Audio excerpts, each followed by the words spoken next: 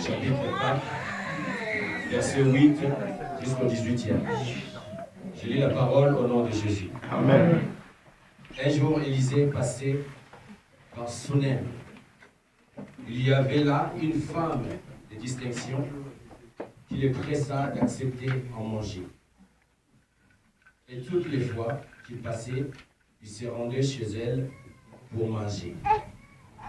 Elle dit à son mari, « Voici, je sais que cet homme qui passe toujours chez nous est un saint homme de Dieu.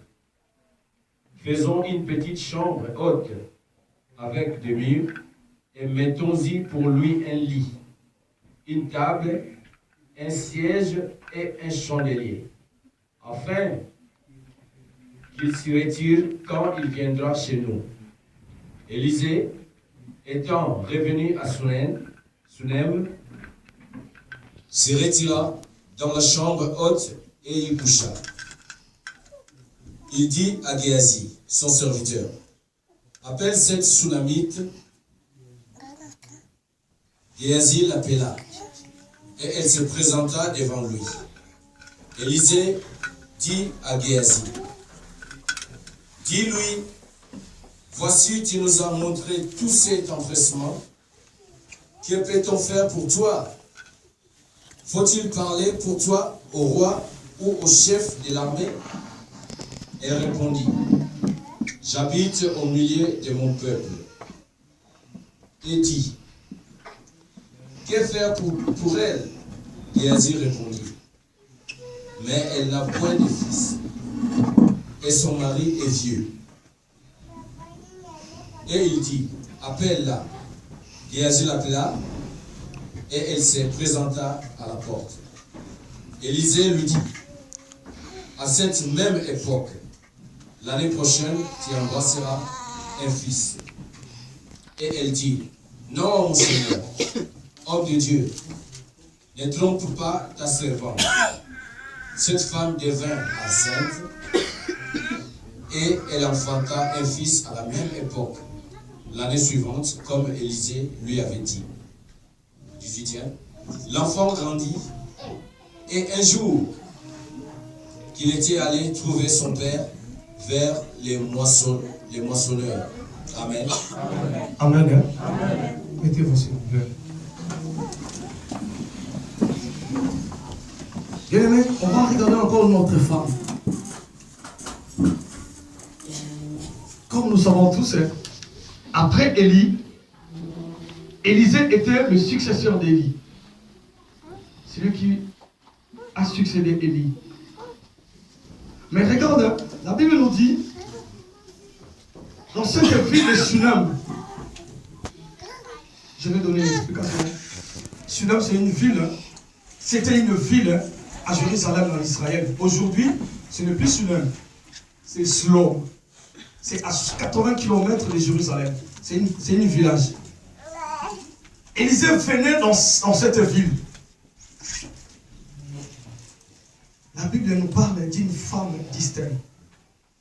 Dans d'autres versions, on parle de femme riche.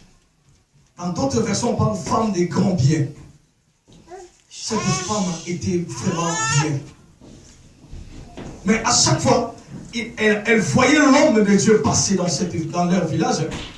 La femme n'était pas restée tranquille. La femme avait compris quelque chose. En cet homme, il y avait quelque chose que moi je vais tirer de lui.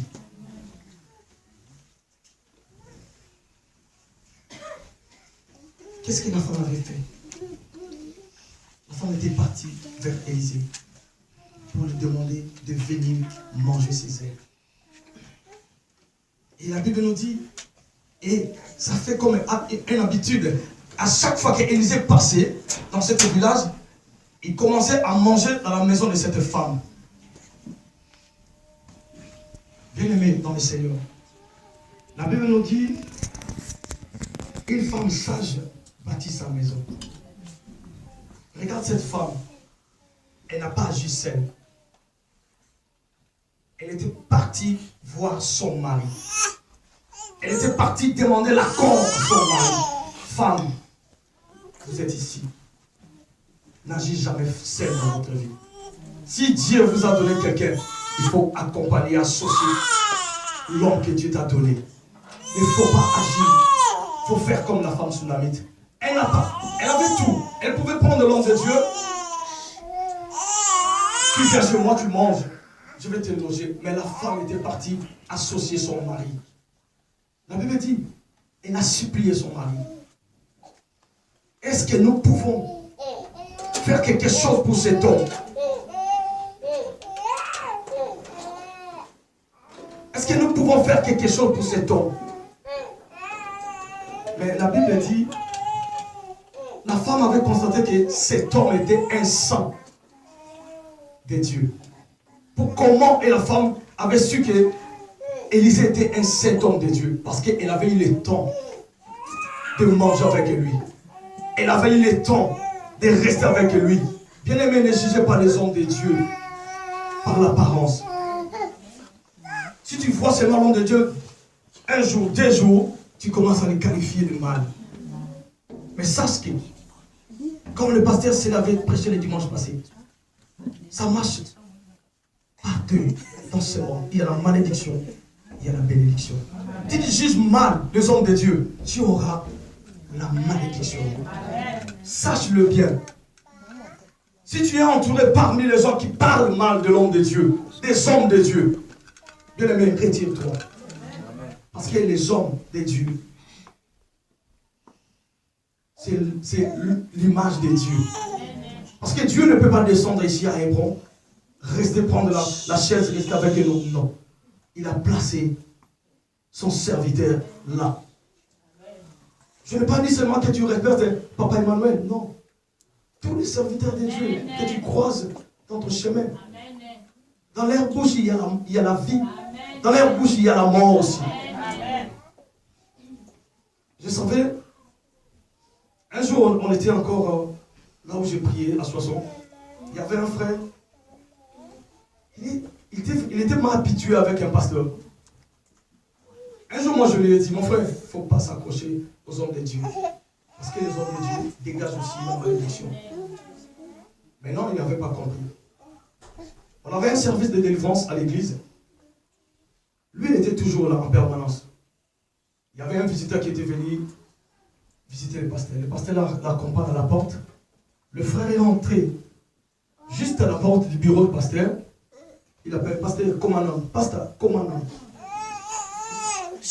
Mon frère, pourquoi tu veux la malédiction, toi?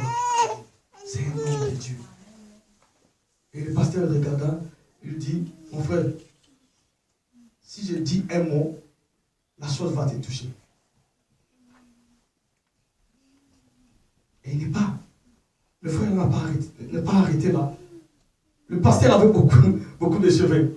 Mais un jour, il a dit, pasteur, pourquoi toi tu ne coupes pas tes cheveux? Le pasteur a dit, mais toi tu veux toucher à ma personnalité. Sois loin de moi. Bien aimé dans le Seigneur, cette femme, la femme sunamite avait compris que cet homme était un saint de Dieu. Ça sortit de sa bouche. Elle avait remarqué quelque chose de cet homme. Elle avait remarqué quelque chose. C'est pour cela qu'elle était partie voir son mari pour établir une chambre haute. Bien aimé, la chambre qu'on avait établie dans leur maison, c'était la présence de Dieu.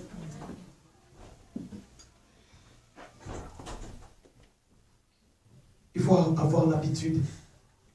Il faut avoir l'habitude d'honorer les hommes de Dieu. C'est pour cela que j'ai intitulé ce message, la bénédiction du prophète. La bénédiction du prophète. Oui, la bénédiction de l'homme de Dieu et la bénédiction du prophète, c'est pareil. Cette femme avait compris. Cette femme, elle manquait quelque chose dans sa vie. Cette femme n'avait jamais touché d'enfant. Elle n'avait pas d'enfant. Mais qu'est-ce qu'elle a fait? Elle a invité l'homme de Dieu à habiter chez elle. La présence de l'homme de Dieu, c'est la bénédiction. La présence de l'homme de Dieu, ça attire la bénédiction. Bien-aimés dans le Seigneur, À chaque fois, Élisée venait, il passait la nuit dans cette chambre haute. Si vous faites du bien aux hommes de Dieu, soyez-en sûrs, bien-aimés, ce sont aussi des êtres humains. Ils ont la conscience. Élisée demanda à Géasi, son serviteur, qu'est-ce que nous pouvons faire pour cette femme? L'acte que la femme a posé, ça a touché aussi l'homme de Dieu. Qu'est-ce que nous allons faire pour cette femme? Élisée a dit, appelle-la. On a appelé cette femme. On l'a demandé. Et l'homme de Dieu a demandé. Vous savez, les hommes de Dieu ont des influences. L'homme de Dieu a demandé, parce qu'il avait le pouvoir de parler même au roi. Il avait même le pouvoir de parler même au chef de l'armée. L'homme de Dieu a demandé à cette femme, est-ce que je peux intervenir pour toi, au roi, même au chef